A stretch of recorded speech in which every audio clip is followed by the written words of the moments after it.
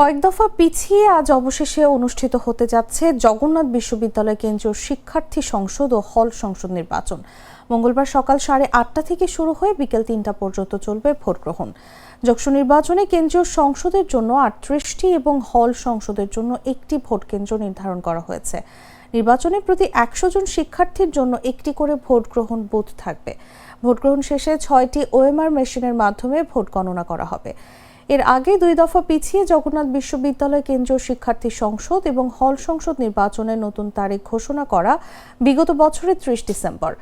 এদিন নির্বাচন শুরুর ঠিক আগ মুহূর্তে ভোর 6টায় চিকিৎসাধীন অবস্থায় মৃত্যুবরণ করেন বিএনপি চেয়ারপারসন বেগম খালেদা জিয়া। এর প্রেক্ষিতে জরুরি সিন্ডিকেট সভায় নির্বাচন স্থগিত করা হয়।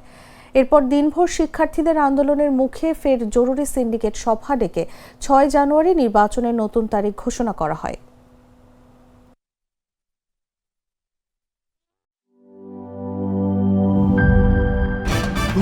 ভয় পাস না, এটা কসমিক ডোর। শব্দের আরেক নাম কসমিক ডোর। এর ওয়াল থিকনেস ও রিপ থিকনেস বেশি থাকায় এটাকে 50 বছরেরও বেশি। কসমিক ডোর, নিশ্চিন্তে 50 বছর।